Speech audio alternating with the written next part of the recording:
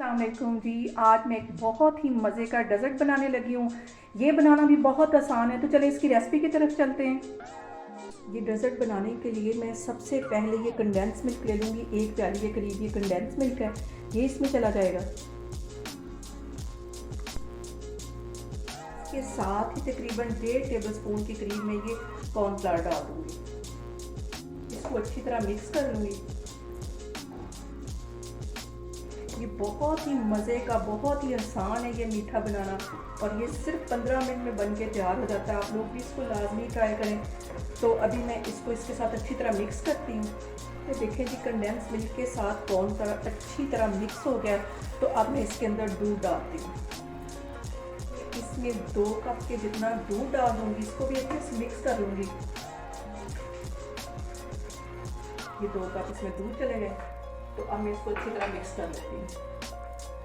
इसको भी गाढ़ा होने तक मैं पकाती हूँ। इसी तरह हल्की आंच मैंने नीचे रखी हुई है और इसको ऐसे मैं पकाती हूँ। तकरीबन 5 मिनट में इसको ऐसे ही पकाती हूँ।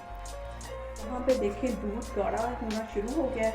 अभी इसमें मैंने चीनी नहीं डाली क्योंकि कंडेंस मिल्क में भी बहुत मीठा होता है और आगे जाके मैं चीनी से कैरेमल भी बनाऊंगी, इसलिए अभी मैंने इसमें चीनी नहीं डाली। इसे मज़ीद 2 से 3 मिनट के लिए ऐसे ही मैं पकाऊंगी। यहाँ पे मैं इसको इतना ही पकाऊंगी। चूल्हा यहाँ मैं बंद करती हूँ और इसको ठंडा करने के लिए रखती हूँ। तो फिर आगे मैं आपको दिखाती हूँ। ठंडा होने के लिए मैं इस बाउल में डाल दूँगी।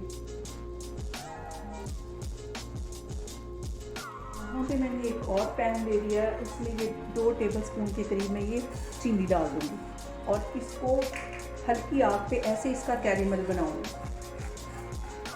तो मैंने बिल्कुल हल्की आग की हुई है। तो फिर मैं आगे आपको दिखाती हूँ।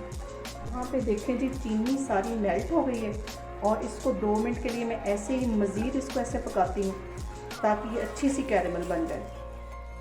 चीनी को इतना ही कैरेमल बनाना है। तो अब मैं आगे आपको दिखाती हूँ कि आगे क्या करना है। मैं इसमें आधा कप के करीब दूध डाल दूँगी। इसको भी अच्छी तरह इसके साथ मिक्स कर लूँगी। यहाँ पे मैंने 2 केले ले लिए थे, ना ये ज़्यादा पतले हैं और ना ही ज़्यादा मोटे हैं। इनको मैंने इस तरह इनकी कटिंग कर लिया, तो ये इसके अंदर चले जाएंगे। इसको इनके साथ, केलों के साथ तकरीबन 5 मिनट तक मैं ऐसे ही पकाऊंगी। तो फिर मैं आगे आपको दिखाती हूँ।